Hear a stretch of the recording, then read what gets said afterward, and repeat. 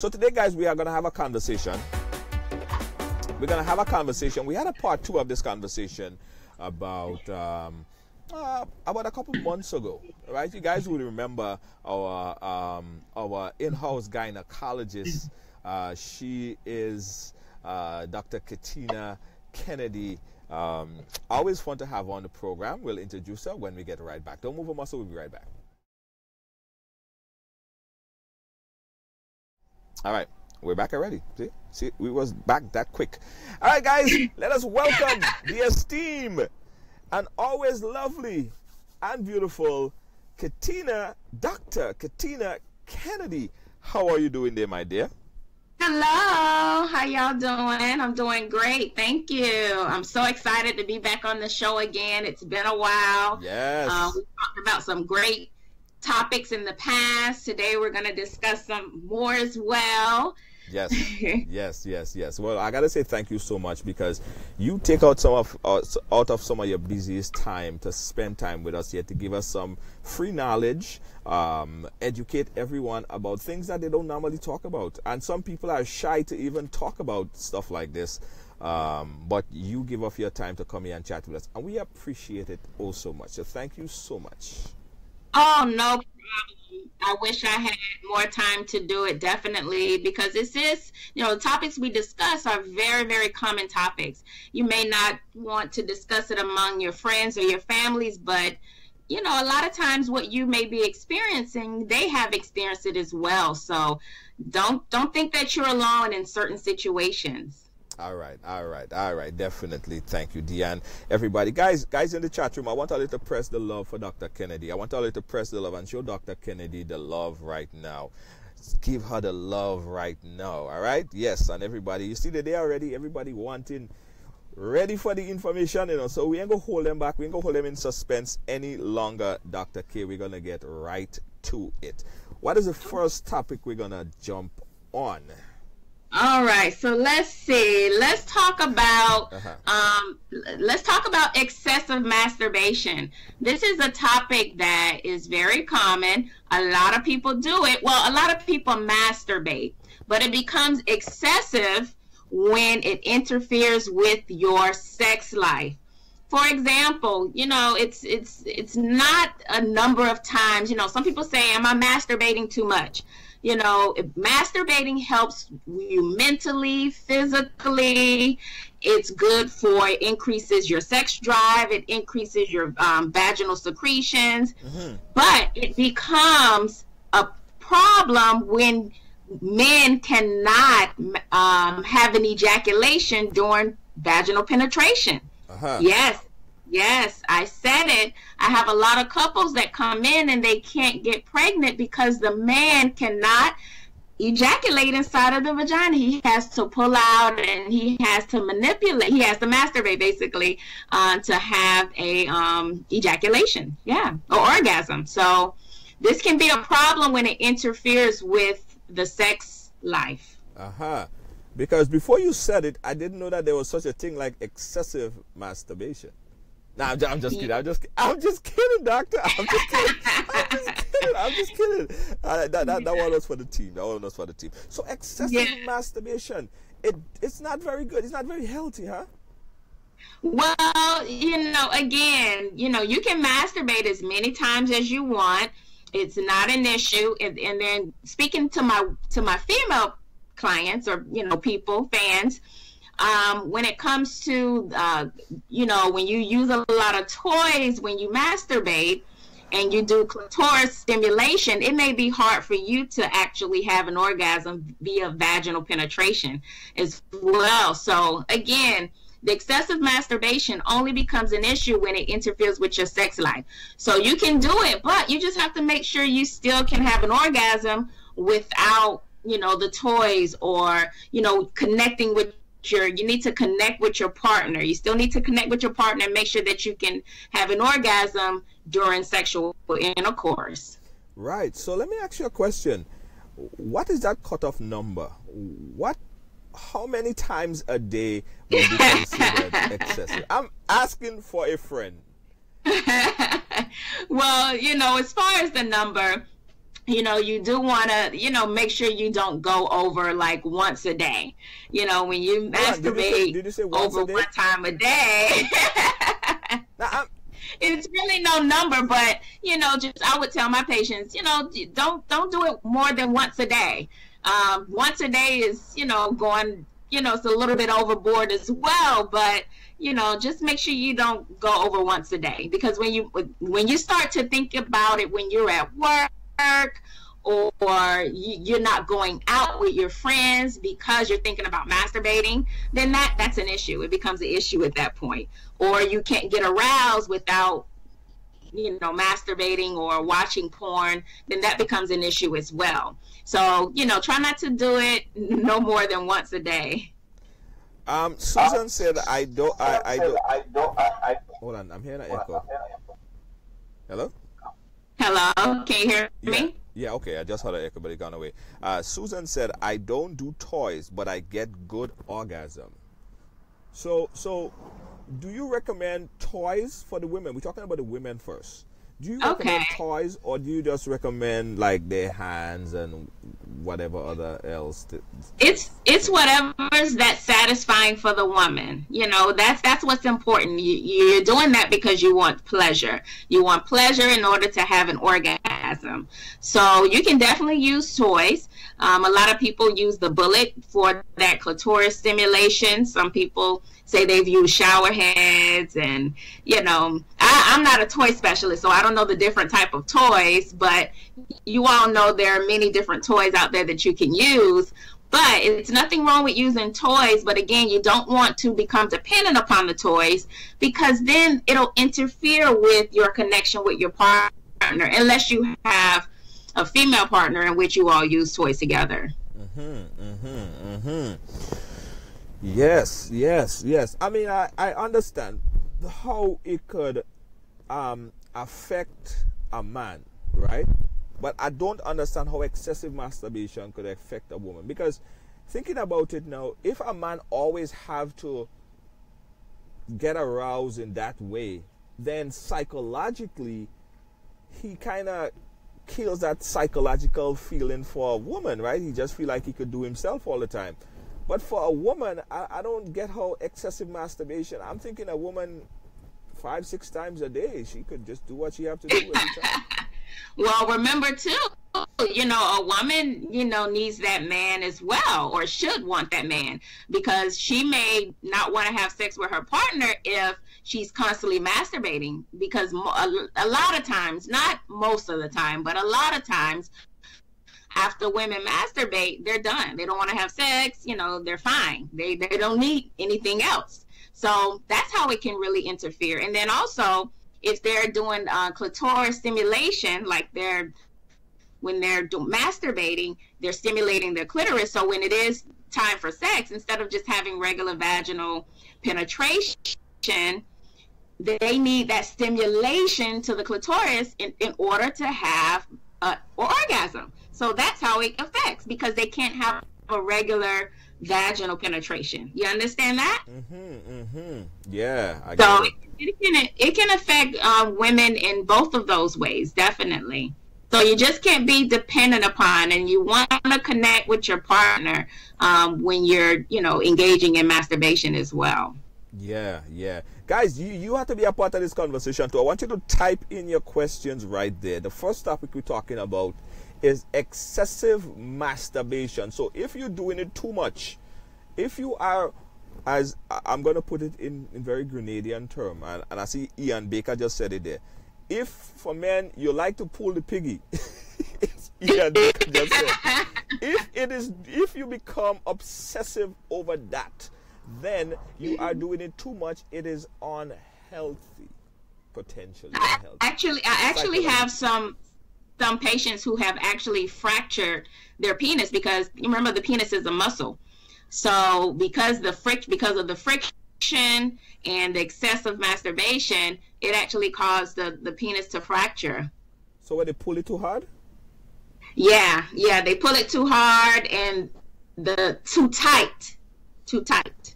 Doctor, could you give men, not me of course, I'm asking for a friend.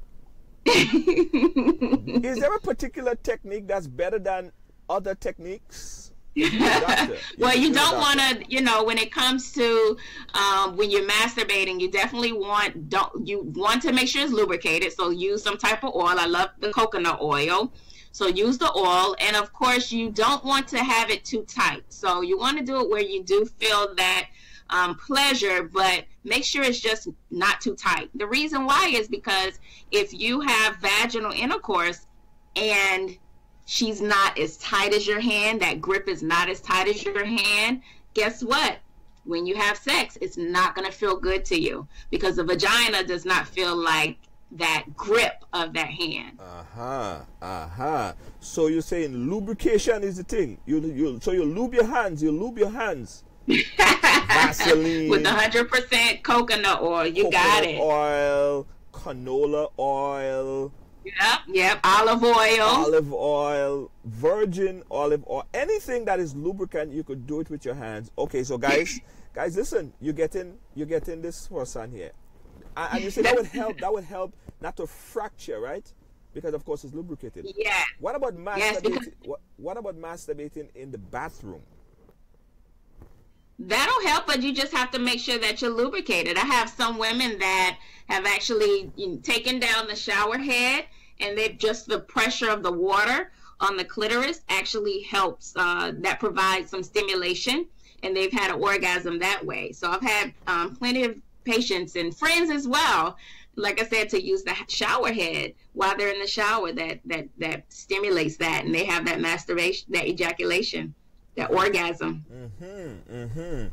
Guys, take notes. Listen, it's only Ridealong that does give that kind of information, you know.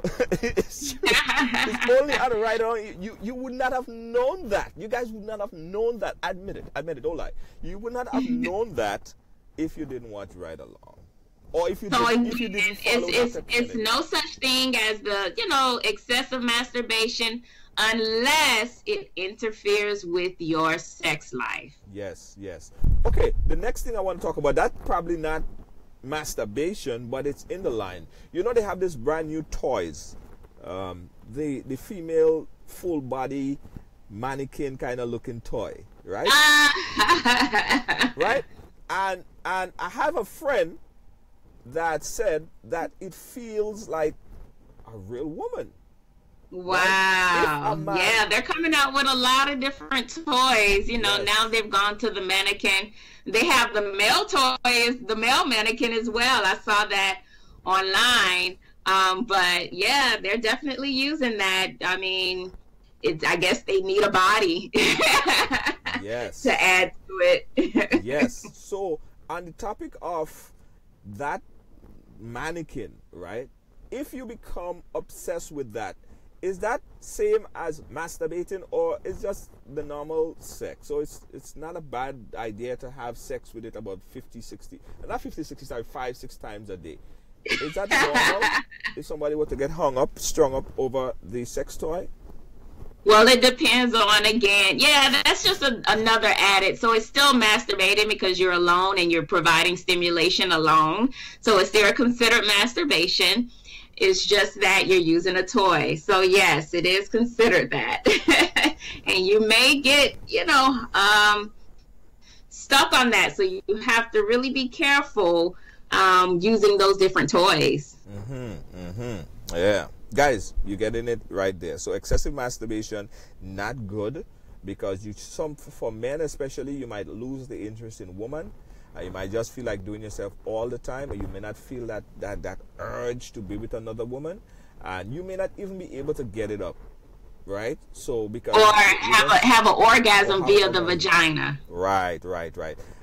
I've heard a lot of men say, right?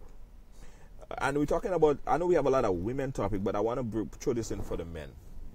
They cannot have an orgasm at all if they're wearing condoms. Right? What are the alternatives for men? Because the thing about it is, for some men, it's like spur of the moment thing, right? You're like in the spur of that moment right there, and then it's safe, but you have to stop. You have to put it on, and some men, they just lose that interest within that time. What are some of the alternatives that men could do to replace condom but still be safe? Yeah, so they have that delayed ejaculation because of the condom use, and that's not uncommon. A lot of men do experience that. But what we recommend is you have to make sure that it's totally lubricated, because the wetter it is, more than likely he'll be able to have that orgasm. And then sometimes, the condoms takes away that friction. So it's important that you lubricate. So lubrication is very important. And you have to use your condom. So I don't know of any alternative things that could really help with that, because that's more so mental as well, because what happens is it takes away that sensation of being in the vagina, but you need it. So also you could probably get like a thinner condom. So that's an option. Use a thinner condom. Make sure you're totally lubricated. It's okay to use like your KY jelly or your Astroglide or your Replens. Those are some lubricants that you can use. But it's all about lubrication, because I know condoms dry women out. So, eventually during sex, it becomes a lot more, you have more friction.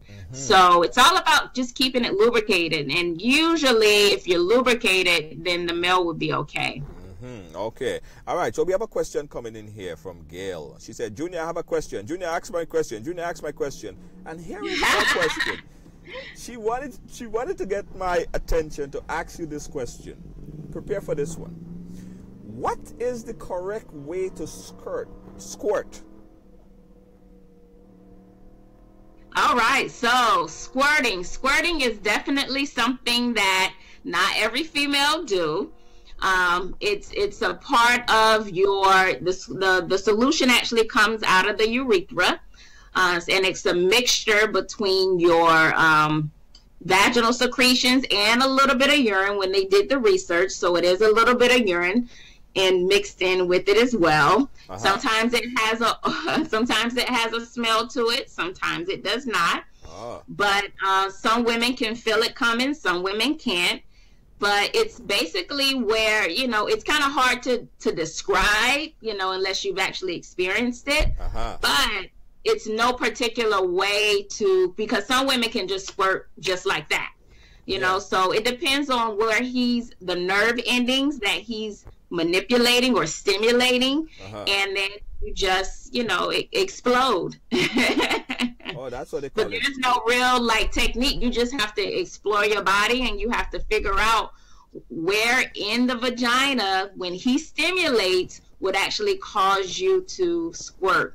And you have to be relaxed as well a lot of times. Doctor, I'm going to share something very personal with you and the audience. I have never been with a woman that squirt. Is it a problem with me, or is it that I am just so lucky or unlucky? No, because not all women squirt. Not all women, and you don't have to.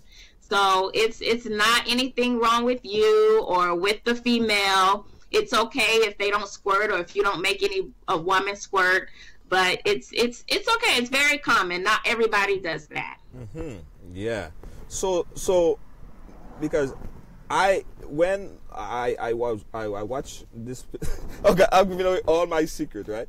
Okay, I was watching a porn, right? And that's how I saw this thing about squirting, right? And I thought, in my age, I should have really known more about this thing, but I didn't. Okay, I admit.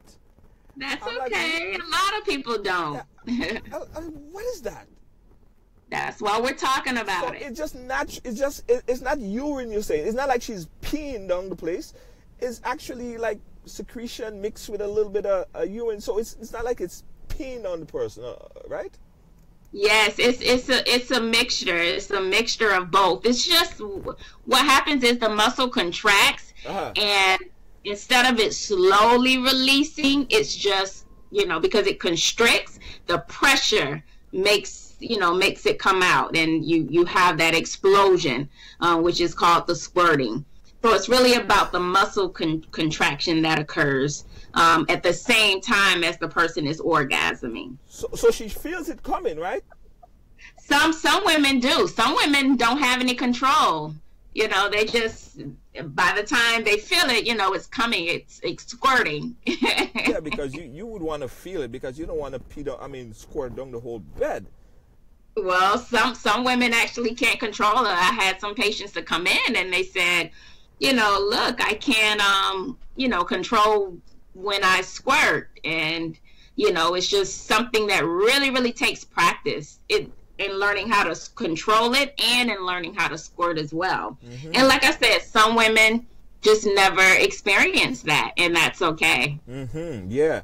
Guys, listen, we go do all your favor. We opening up the phone lines. If you want to call me, open up the phone lines. The number is on the screen, 718-701-5720. If you have a question, I want you to call it in or type it in the chat room right here. We're talking to Dr. Katina Kennedy, and she's telling us about everything. So far, briefly, we touched on excessive masturbation.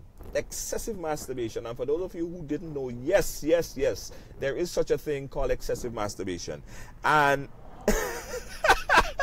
yeah, doctor, I just mentioned that I watched porn, and everybody is basically chastising me there.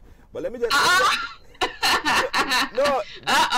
You're in trouble. It was an old videotape that I saw. I was like, what is that old videotape? I put it in, and it was porn. I was like, interesting stuff. And it's a long story. They say they disown me. Oh Lord. Yeah, I mean, it's nothing to be embarrassed about. A lot of people do it. They really do, but and again, it has a lot more health benefits than cons to masturbating. Yes, exactly. No, we're talking masturbating. I was talking about porn. You have to learn a lot of things. You have to learn a lot of things, because the other thing that men, from a male point of view, from a male perspective, let me tell women something.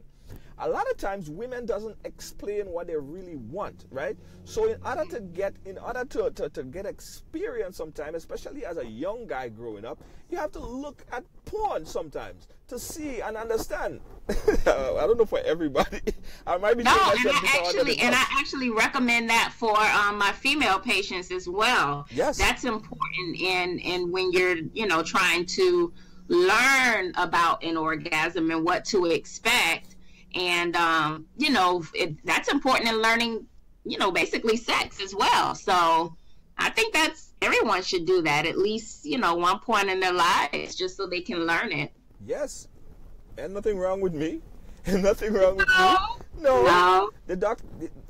I was cleared by the doctor. All right. Let's move on. Okay. So we have some question. I sell adult toys. Okay. Colleen says she sells adult toys. Okay. All right. Let's talk about, guys. If you have a question, post it. I see Lady Spice says she had a question, but I didn't catch your question, Lady Spice. So go ahead and post your question back there, and I'm gonna read it. Right. And when I see your question, well, yeah, Junior, you're on track. It's new century, no granny pose. All right. All right. So I have a question. I have another question for you. It has to do with odor, right? It has to do with odor, and I'll speak from a man having sex with a woman, and sometimes you get a little bit of an odor. What could a woman do? And then you could tell us, what could a man do to eliminate any odor? Because this is one of the main turn-off for a lot of people. Any kind of odor could just immediately kill the mood from a man or a woman. So how could we make sure that when we're in that time, when we're in that mood, when we're in that vibe, that we don't have any odor down there? Yes, definitely. Well, let's go ahead with the male first, because it's a little simpler explanation here. Okay. But when we deal with odor with the men, we really, and we're talking more so about men who are not circumcised, because underneath the skin, they call it intact, and underneath the skin, a lot of bacteria and yeast and moisture can reside underneath the skin, and that can cause an odor. That can sometimes be fishy. It can also basically like that fishy, strong odor. And a lot of women may have experienced that if they've had an uncircumcised male. And then also men, you have to make sure that You use your soaps, and also wash your scrotums, your balls. You have to wash your balls because you hold moisture and heat, and you sweat. Yes. And then especially if you have a lot of hair down below. So that can cause that musky odor. So in men, it's two places you have to worry about, and that's the external area, which is washing your scrotum areas, your balls, and then the growing area. And then you also have to make sure you wash underneath the skin and dry it. That's what's important in the uncircumcised male. You have to dry underneath very, very good, because if not, you can get bacterial and yeast infections underneath the skin. Yes, men can get that underneath the skin. So, doctor, you're saying to men right now that's watching Ridealong, guys, wash your balls. Plain and simple. Do it. That was your words. Yes.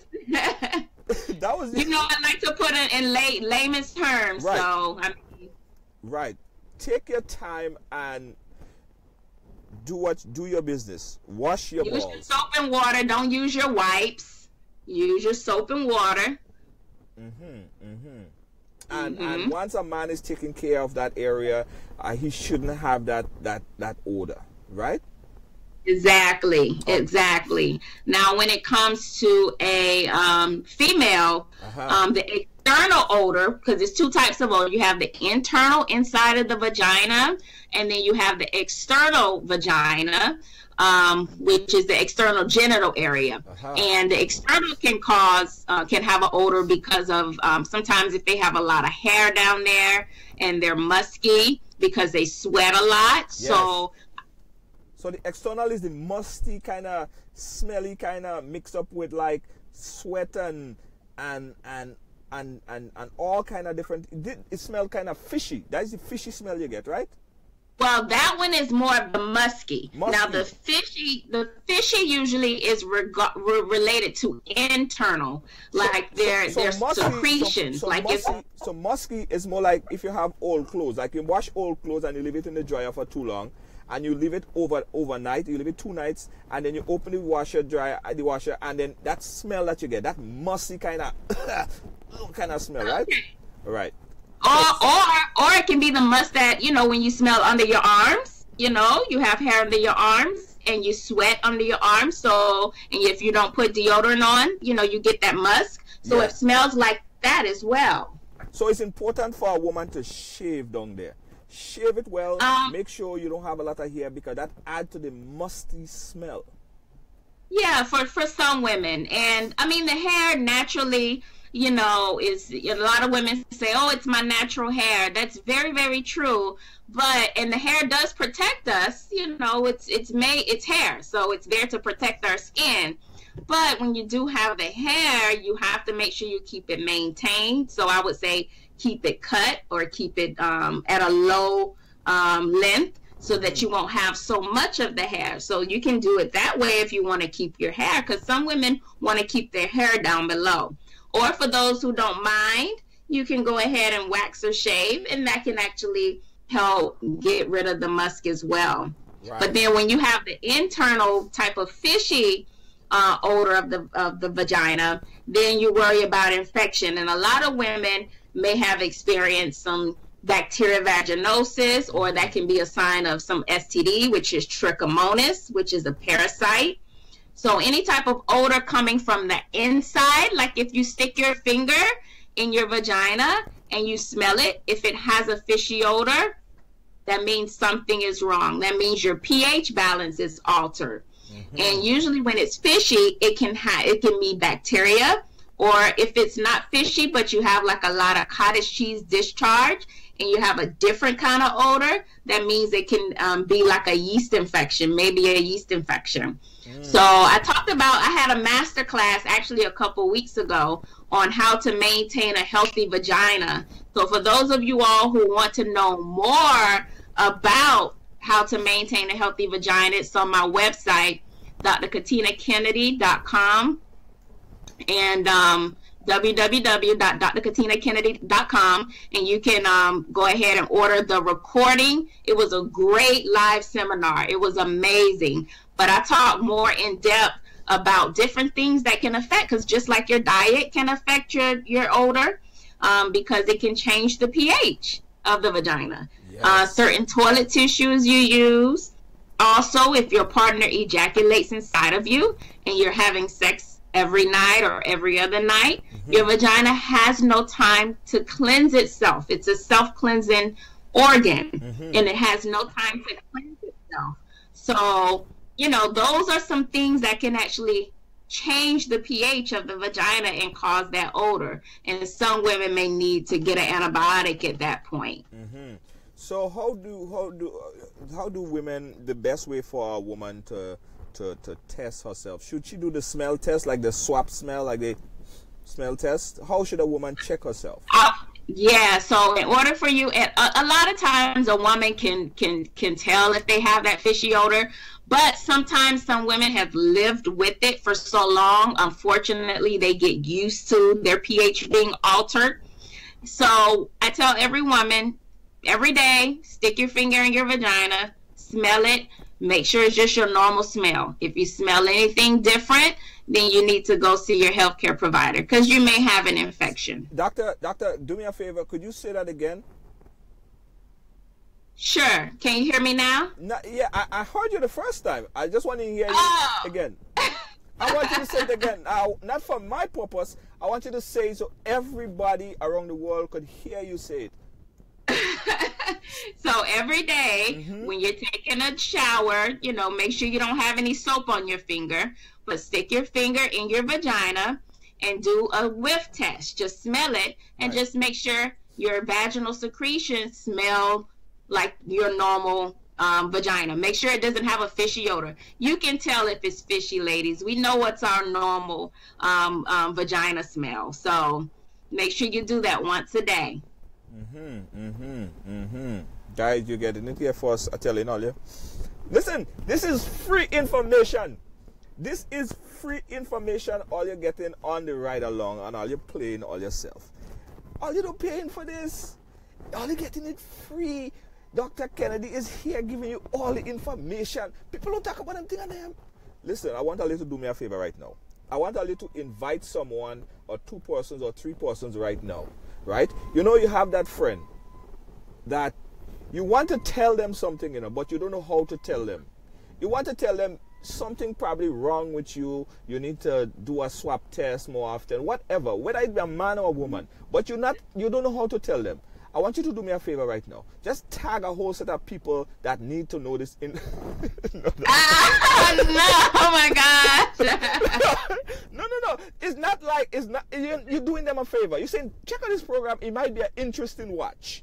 Watch this program. You might find something interesting, because you don't want to insult them. Some people don't want to say, hey, guy or girl, you're kind of, you know, you're kind of like, you know, kind of you don't know how to say it. How do you tell someone that they smell bad?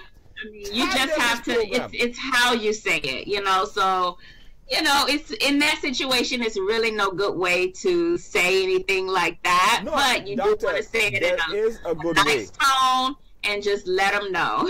Doctor, there is a good way. Right now, guys, if you are watching this program and you have a friend that need to know this information and you don't want to tell them in their face, tag them this program right now and say there might be important information that she might learn. It's not funny, but it's serious. It's serious stuff. Doctor is giving them some relevant information that is absolutely necessary. Yes. Yeah. I'm telling all you, they don't have to pay for that. They don't have to pay for that. That's free information all you're getting. Give it to everybody. Put it in your WhatsApp and just share it all over the place. Share it. Like free milk. Give it to everybody. All right. So, is it a good thing for a woman to have sex like within like twice before having a shower, or after sex every time a woman should go clean herself? How should that work? I'm not understanding. What do you mean? No, so should woman after every or intercourse, should a woman go and clean herself, or is it okay to have sex 2 or 3 times before cleaning herself out? Well, I mean, if you don't want to, you waste the shower like that. If you're going to be indulging in sex for a few hours, then you definitely just want to wait until after you're done, because you'll be showering over and over again. So it's nothing wrong with, having sex and then, relaxing for a little bit.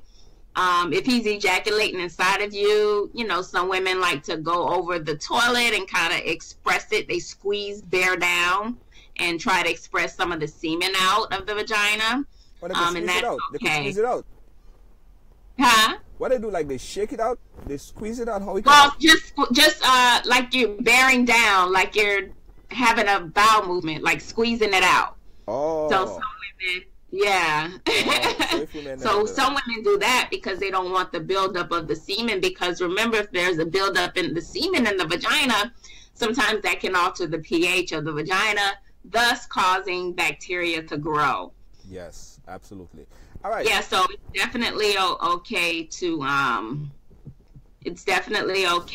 shower after you're done with the entire sexual escapade. Right. All right, here is another topic. I'm asking this question because Najuma is not here today. I have you all by myself, so I can really ask a question that we want to know about, and I like that. I like that. So here is another question that is plaguing the world, doctor. This question has been really been. Men have been talking about it secretly, though. Men have been talking about this, not to women, though. We talk about this when women are not around. And the question goes like this. I don't know any nice way to ask it, doctor. So, pardon me, excuse me in advance. Okay? Let's go. Let's go. Do your vagina fart? What is that? It is a question. I didn't know any better way to ask that question, doctor. So, well, I mean, hey, that's what, a lot of times you associate it with, because it makes that noise. But basically what happens is it's basically air. When air gets in the vagina, you hear that like gassy type sound. So that's what's going on. It's the air mixed in, with the friction. And sometimes, not all the time, it can indicate, that we need to lube it up a little bit more, put some lubrication on so that you won't have so much air coming inside. So it's kind of like when you burp, when you like inhale and you're inhaling a lot of air, then you start to burp. Yes. It's similar situation to that. So it's just in the vagina area. So yes, you do have the air. So it's air that enters inside, and then the friction from it, you get that noise. So it is not fart. It's just the air. It's just air coming out. Because let me tell you, doctor, men talk about that. Men talk about this, right? I no lie. I probably, people might say, why the hell am I asking that question? But we talk about stuff like that. We're like, yo. And she farted from there. Yeah, no, it's just the air that gets in there, and it's probably needs a little bit more lubrication. So, and that's happened to probably everybody. Oh, it happened to everybody. Yeah, maybe at one point, maybe not all the time, but at one point of their life, that has happened. Does some women excrete more air than others?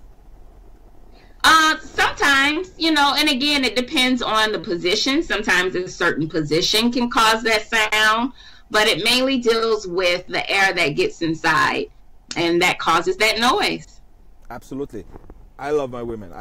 Just me. I love my women. All right. Right. You all need us. Yes. All right. Moving on. Doctor. So can I, Junior? Yes. Can I see you? Did you turn your video on? You don't want to turn the video on? No, because if I turn my video on, what happens is it slows down the whole resource on the computer, and it's crazy. Because I'm in the car, and so I have to turn my video off so that the resource on the computer stays down. So sorry about that. Okay. But I have a white shirt, and I have dreads. That's fine. I'll stare at this Ridealong logo. Yes, yes. You better looking at the Ridealong logo. He looks better than me right now, but that's okay. That's a whole new topic for a whole new other show. Right? So as far as let's talk about like the sex drive, the libido, because as we get old, if you think about when you were younger, oh, you used to want to have sex all the time. Oh, you could have sex 3-4 times a day. You know, oh, you're always horny. You're always wanting either some penis or vagina. But as you get older, sometimes the stress of life can decrease your libido, or you can take medications that you taking certain medications which can decrease your libido. So when it comes to a male libido and female, first thing you want to do, and a libido is your sex drive, that's your urge to want to have sex. And that can decrease with age over time. So you want to get your blood work done. That's important. You want to make sure that everything is okay on the inside, because sometimes when you have a thyroid issue, right, it can cause your libido to be altered. When you have cholesterol issues, high blood pressure, a lot of women and men, they can't get it up. Well, men, they can't get it up because they have high cholesterol or blood pressure issues. So you want to make sure that, you know, your body is okay on the inside. So that's number one. Number two, for both men and women, you have to, for men, you have to get your testosterone levels checked. Okay, right. Because as you get older, your testosterone, that's your male hormone. Yes. That can actually decrease. And as you get older, when the male hormone decreases, that lowers your sex drive. So you have to get that checked. And when it comes to women, we have to check like our estrogen level and our thyroid and make sure we're not anemic. So you have to check your blood work. And then number two, you have to make sure that you are mentally there. All right? Yes. Not like when you were younger, you could, oh, I see this, I can go ahead and, you know, and get erected, especially when it comes to women. When it comes to women, we have to be mentally there. And as men get older, maybe not the younger man, but as men get older, they appreciate that mental connection as well, because they, you know, not all the time if they see a sexy woman, they're going to get erected. You know, they have to be mentally stimulated. Is this true? Am I speaking truth here, Junior? You're speaking truth. You're speaking truth. But I'm from Grenada, and I grew up eating all the natural stuff. I'm built like a lion. I mean, I'm like a horse. I'm like a thoroughbred, you know, I'm that kind of goer, you know, and it's never slowing down for me, because, you know, at the early part of my life, I take care of myself. So I personally, I don't really have that problem per se, and I don't drink, to be besides. I don't excessively drink. You know? And see, that has something to do with it as well, Junior. Drinking, smoking, you know, sometimes that can interfere with the drive, the sex drive. Yeah, I'm like a Thurgood. You know, there's a horse called a Thurgood horse. It could run like... That's me. That's actually my nickname, the Thurgood. Junior the Thurgood. Lord of mercy. I hope my mother is watching this episode. Mommy, if you're watching it, just watch tomorrow. Tomorrow's show is for you. We're talking about things that you might find interesting. Today is not really interesting for you, Mommy. See you later. Bye-bye. Oh boy, if anybody see my mom coming close to the computer, tell her don't watch. Gabby, how you doing? Andover, I'm watching the chat room. They say I'm taking up all the questions, and people have questions to ask as well. Okay, breasts. Let's talk about breasts. Checking yourself for breast cancer, and how should a woman, and that's important, because you know why? You know why that's important? It's important for women to self-check. Check yourself. Check your breasts. And for the men, I also recommend that to the men, you know. You know how men like to, you know, fondle and stuff like that? While we fondling, we have to know what to feel for as well. If there are any abnormalities in the woman's breast, we need to know. So tell us about self-check for breast cancer. So we'll talk about breasts as soon as I get this out. As far as the men, yes, men, it's important that you do a self-testicular exam. You're supposed to do that once a month, just like women should do their self-breast exam once a month. So men, you check your testicles, you feel around in your sac, squeeze it, feel around, and make sure you just feel the 2 testes that's present. Now, in the sac, you'll feel the veins that's normally there, the squiggly veins, but you want to make sure that you don't feel any other lumps or bumps like you do the 2 hard balls. Testicular cancer is the #1 cancer between the ages of 15 and 35. So it's the #1 cancer. So that's so important for men to do their self-testicular exam once a month. Yeah. Now, when it comes to women, we also have to check our breasts once a month. You'll go get your mammograms, of course, once a year, once you turn 40, or if you have immediate family history, like your mom or your sister, then you'll probably go a little earlier, around age 35, if they've had breast cancer. But a lot of times, women, you will be the ones that will feel the lump that will prompt you to go to see your healthcare provider. So once a month, do it about 2 weeks after your period. Don't do it before, because if you do it before, sometimes our breasts are tender, they're lumpier, right, and you're scared. So it's important to do it 2 weeks after your period. And just go up and down on your breasts and feel around. I recommend in the shower, that way soapy breasts, and your hands can nicely glide up and down the breasts. And make sure you check under the arms as well. That's very important to check under the arms, because we have lymph nodes that swell when cancer is present. So do that once a month, 2 weeks after your period, in the shower, soapy breasts up and down, or you can do it when you're laying down as well. Remember, caffeine, if you drink or eat a lot of caffeine causes lumpy breasts and tender breasts. So if you're not near your period, and you notice that your breasts are painful, they're hurting, watch what you're eating, because it could be the caffeine that you're ingesting which can cause the tender breasts. Yes. Yeah, it's important for women to check yourself, the self. Do it in the shower. Lift your hands up and feel yourself. Yes, and also you can look in the mirror, make sure you don't see any dimpling. Any dimpling. You also want to squeeze the nipple to make sure you don't see any nipple discharge, because that can be a sign, especially if you're not lactating. So if they squeeze the nipple, they shouldn't see nothing come out of there. Exactly, unless you're, lactating, or you just finished breastfeeding, or it's been about a year after breastfeeding, that's okay. But if it's, your nipple discharge, other than that, you definitely need to get it checked out. It doesn't necessarily mean breast cancer.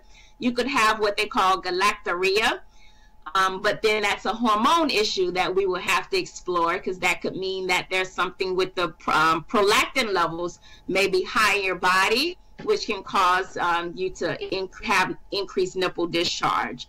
So either way, if there's any nipple discharge, you definitely have to get it checked out. Right, and that's important. Let's talk about douching. I'm looking at admin. They're sending me some questions here. A lot of people have questions. People have real questions, and they want to ask it. So douching, because I listened to a video one time. I sound like Bill Cosby. So I was watching a video one time, and they said that douching is not, or should not be used. A woman should not douche. So what's your take on douching? Yes, and that's true. And that's only because, I know, and for years and years, I know our ancestors, used to douche, and our grandparents and their great-grandparents. However, just over time, of course, the body changed, the foods that we're eating change. So, douching isn't recommended, because it actually gets rid of not only the bad bacteria, but the good as well. And we need that good bacteria inside of our vagina to keep our vaginal pH on track. Yeah. So when you're douching, it gets rid of the good and the bad bacteria, so your pH is going to be altered, and this is when you get constant yeast infections, ladies, and constant bacterial vaginosis, which causes that fishy odor. So unfortunately, douching is not recommended, especially if you're using like, you know, like those summer eves douching, and you know, you don't want to use anything with fragrance. If it smells good, don't use it down below to the vagina because it alters our vaginal pH. So you want to use unscented soaps to the vagina. Now, some women don't even use soap. You know, they wash it really good with the washcloth with plain water, and that's okay. The vagina is a self-cleansing organ, so it's going to automatically cleanse itself from the inside out. Don't douche. And you said one thing there that lead me to, I want to ask the next question, and this is going to be probably one of the closing topics, because doctor, we're going to need you back again in a few months again, so I'll put in my reservations early. Doctor, let's talk about oral sex. Could we please? Yes, definitely. And I'm asking for a friend. That's admin that's sending questions to me. That's the one to talk about those things. It's not necessarily what I want to talk about. It's what admin want to talk about. That's my producer. Well, that's right. We have to get the questions of the fans. Yes, so, and you know, so that because they want to know as well. So great topic here. Right. And when it comes to oral sex, it's, you have your question, I'll let you answer that. But speaking of just women who get frequent vaginal infections, right? Remember, we normally have yeast on our tongue, okay? So everybody stick out your tongue and look at your tongue in the mirror. If you see white coat of, like, you see your tongue looks white, guess what? What? You have a lot of yeast on your tongue, especially if you brush your tongue and the white coat doesn't come off, then that's yeast. Really? Yeah, so now, and it's okay to have natural yeast. We normally have yeast in our tongue. That's natural, but sometimes there's an overgrowth of that yeast on our tongue. And persons who smoke have an overgrowth of the yeast on the tongue. So I brought that up to say, for women who have like a lot of frequent vaginal infections, if they get yeast infections a lot, they have to watch the amount of times that they have oral sex, because when a male go down on their female, or, you know, the yeast can be transferred from the tongue to the vagina that way. And yeast loves heat and moisture. So if your vagina pH is altered and he performs oral sex on you, I've gotten plenty of patients that have had acquired yeast infections that way as well through oral sex. So that's just something that you want to explore, ladies, if you're constantly having recurrent yeast infections. And if you do have yeast on your tongue, that's something that you want to get treated for. Or, you know, you're going to continue to pass it back and forth with your partner during oral sex. How do you de-yeast? You know, this topic could go on forever. I'm not going to ask the question I was going to ask. I'm not going to ask that question I was just about to ask. But I'll ask this question. Why you not going to ask it? No, hold on, doctor. This question I have to get in because last time we left on the verge of talking about this, right? What makes a woman vagina taste better than not? Like, what could a woman take, natural stuff that she could do to make it taste sweet? Well, you actually want to stay away from like a lot of breads. A lot of breads aren't good because that actually changes the pH. So drinking a lot of water actually does it. Pineapple juice actually does it for the male and the female. So pineapple juice can help as well. Just eating a lot of greens, a lot of nice greens, plant-based diet, staying away from like a lot of carbs, like a lot of bad sugars, because all of that alters the vaginal pH, and that makes the discharge or vaginal secretions taste different. All right, so it's good, you know, to help with that. Just drink a lot of water, keep your pH on track. By eating healthy and exercising can help as well, believe it or not. So it's in the pineapples, that it does. It makes it taste good, ladies, and men too. Pineapple is good for men too. Yes, definitely the So men. you recommending that women leave what they're doing right after the show, head to that grocery store, that Chinese food store down the street, and just stock up on the pineapple. It works wonders for you. It will help you. Along with, keeping your pH on track, making sure that you're drinking your water, and staying away from a lot of sugary, bad sugar foods like your snack cakes, things that's high in sugar. Mm-hmm. Yes. Listen, hold on. I can't reiterate enough how much are you learning today. All you learn more than the last time. All you learn a lot of stuff. They learn, This doctor. We talk about we spoke about over what is it, excessive masturbation, which a lot of you didn't even know there was such a word as excessive masturbation. We learn about that. We learn about Yeah. testing We your talked body. about how to increase the libido. Yes, Yeah. Increase your sex drive. yes. It's a lot of stuff. It's a lot of stuff. I have some quick questions here to ask her too, coming in fast and steady. Want to know is women on the period. Why are some ladies' period heavier than others? Well, it depends on the body. And I can guarantee women who have a plant-based diet or who exercise a lot and exercise a lot, excuse me, along with eating healthier, they don't have that much bleeding. So it's all in your diet. It's all in your diet. So be careful with what you eat. If you eat a lot of meat, you'll have heavier bleeding and you'll have the cramps as well. But if you get on a plant-based diet, you'll have that light flow.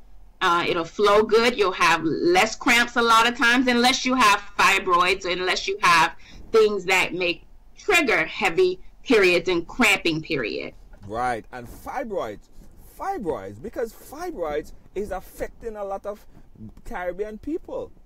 Yes, definitely. It affects a lot of black women. And, they really don't know the cause of it because they're saying it can be related to a lot of things. They're saying it's related to probably the DNA. We inherit it. Sometimes they say it's the foods that you're eating, but then I have a lot of vegetarians or vegans actually. They're vegans, they don't eat meat, and they have fibroids as well. So the research really doesn't know what caused it, but they do know that eating things that's low in like estrogen because what happens is when people drink or eat soy, that increases our estrogen. Estrogen is what feeds the hormones, feeds the fibroids. So you have to make sure you're eating, even if it's a plant-based diet, you have to decrease foods that will actually stimulate, all right, the estrogen levels. So that's your meat and that's your certain foods, vegetables like kale can increase estrogen levels if you eat too much of it, okay? And again, we need estrogen, but if you have fibroids, you really have to watch the foods that you're eating because you're just feeding it. Yeah, you gotta take care of that. Doctor, I have another question. It's a personal one again, and that probably might be the last question. I'll ask it here because hey, what the heck, people are already. People disown me already. It's fine. My mother is not watching the show. It's fine. I don't care what all they say about me. I don't care who judge me for this. In fact, I don't care who judge me for this. I don't care who's. I don't Let's care. hear it. Spit it out. Spit Okay. it out. All right. Doctor, promise don't laugh, please.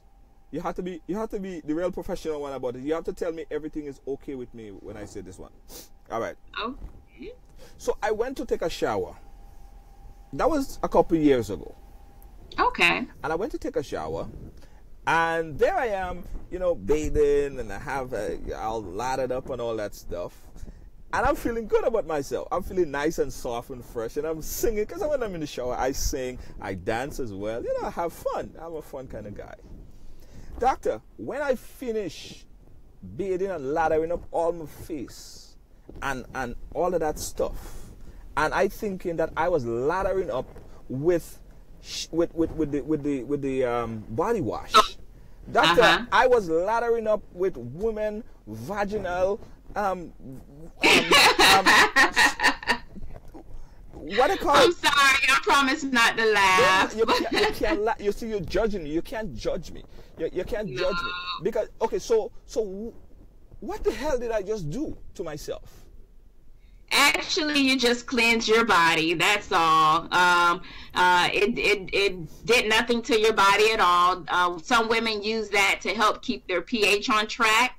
But I actually don't recommend using those products because they have fragrance in it, and fragrance can alter the woman's pH, and that can cause frequent infections. But it just basically cleanses the dead cells off of your skin, and you're all good. It's okay. I mean, I know it's not recommended to use all the time, but you didn't do any harm to your body. Okay. I appreciate the reassurance. But you know, you don't want to make that a habit. You don't want to make that a habit of lathering up your face. And the thing probably even got into my mouth. It got all in my face, all in my eye, all in my hair. Yeah, I was having fun. It felt good. It felt smooth. It felt nice. I ain't gonna lie. Guys, it smelled good, right? It smelled good. It feels good. Yeah. And women should not be using that on their vagina area because, again, the fragrance changes the pH, and that's why some women have frequent infections. So, and it may not be, pertain to all females, but if you do have recurrent yeast or bacterial infection, then you have to explore all the options, and that may be one of them.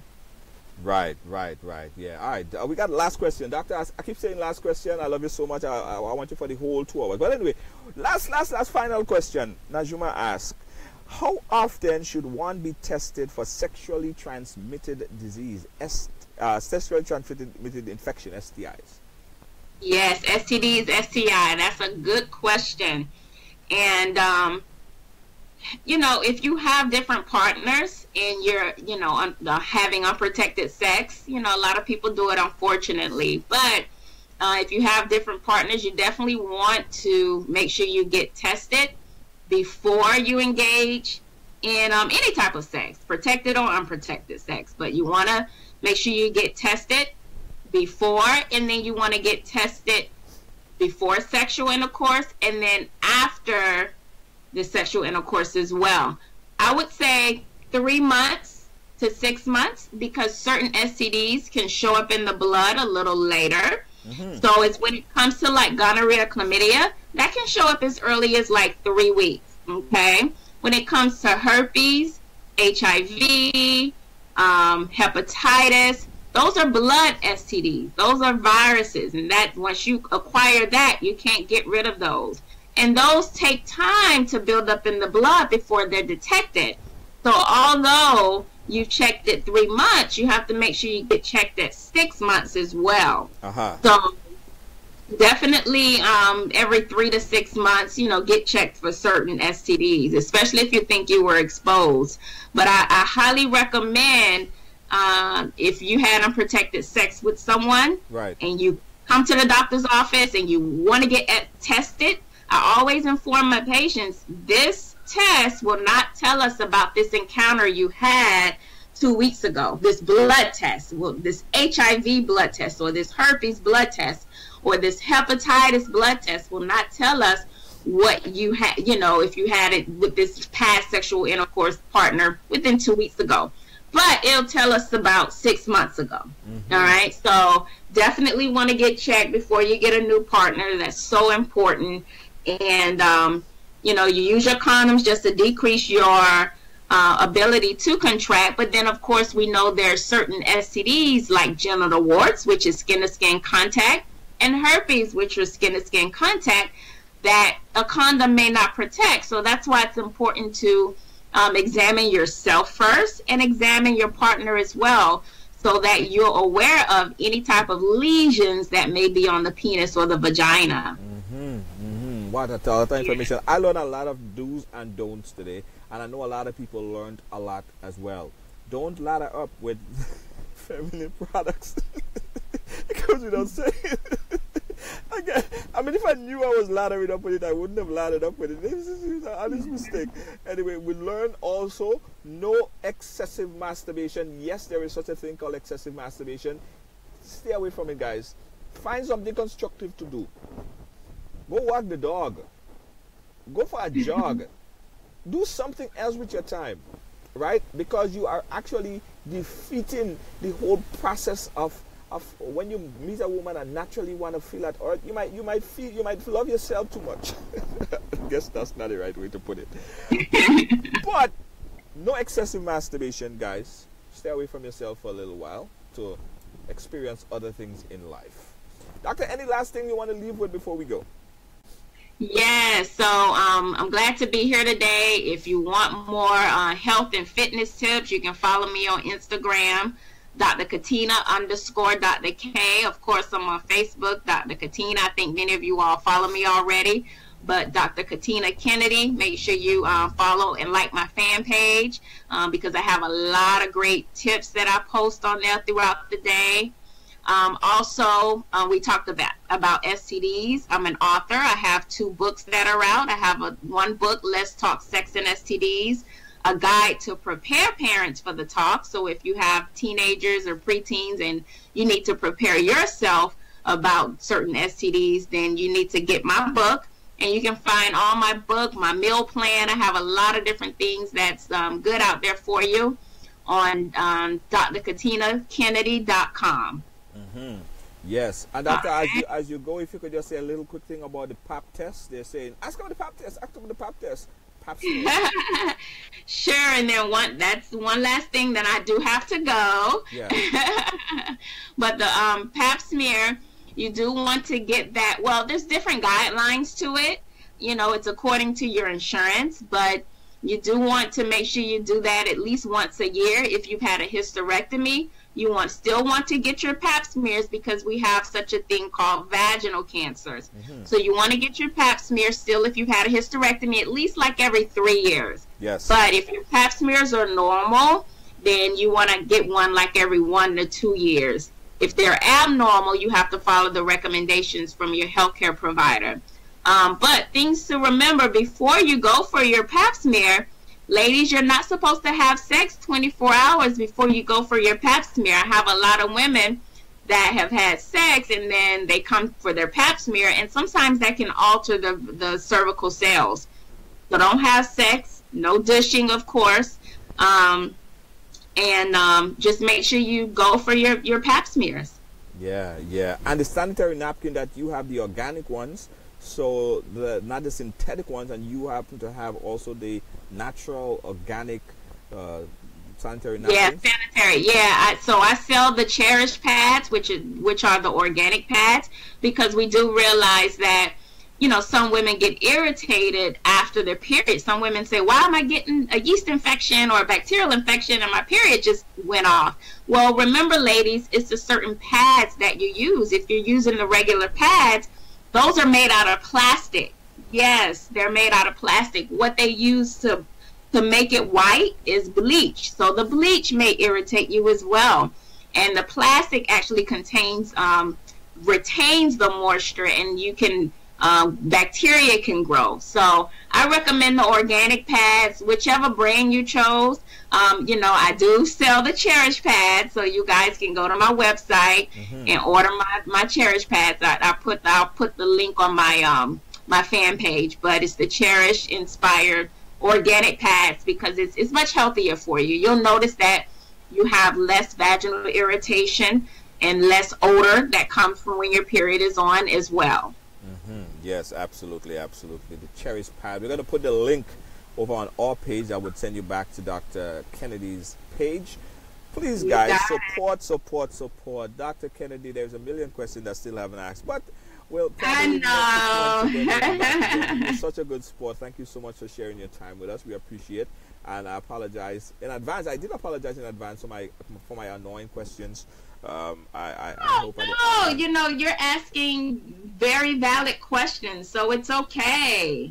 Good. Appreciate it. Yeah. Make me feel good. That's good. Thank you, Doctor. We'll catch up again, okay? Okay. All right, great. Yeah. Dr. Katrina Kennedy. My music. Guys, all you learn a lot. All you learn a lot. All you make out like a king. Hey, my homeboy, wait, Cosmo. I don't know if Cosmo's still around. Cosmo say he gone. And I say pap ting. I mean pap smear. Ladies, let me tell all you something. And men, all you take care of yourself, all you hear? Men, no excessive drinking. Alright? And my boy have a song called The Next Man Gonna Do It For You. If you drinking too much and you're not taking care of yourself, men, and you're not able to satisfy your women, what do you think will happen? What do you think will happen? Use your common sense. Alright? So don't drink too much because you know that gonna mess with your libido. Too excessive drinking gonna mess with your libido. And next man go do that. That's like all my boys say in that song. If you already hear that song, or you can check it out. All my boys song. Take care of all yourself. Men and women, take care of all yourself. Thank you so much for watching, guys. Joan, Michelle, Marsha, Michelle, Nelsia, and everybody. Join me tomorrow for another edition of Ride Along. This is the new season of Ride Along. We appreciate you. We appreciate your time. We'd like to thank all of our sponsors. Don't forget, if you are sitting there and you have a business and you want to promote your business or event or anything you have music, whatever you want to promote you and Ride Along, it keeps the tires rotating. Call us, inbox us, and advertise with us. Yeah, you're going to be doing a great thing. You're going to be helping out the world and make sure that there's gas in the car. But you're doing better than that too, because we're helping the world, healing the world, and informing the world. All right, thanks to you. Thanks to you guys. Catch you again tomorrow for another edition of Ride Along right here. Bye-bye.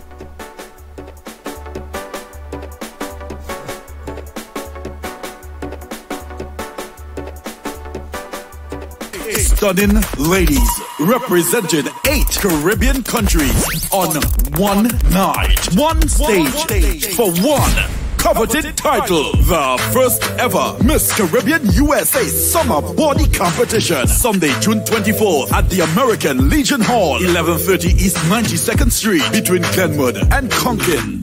Over $3,000 in cash prizes, airline tickets, gym membership, spa treatment, hampers, plus special prizes for Miss Physique and the People's Choice. Contestants represent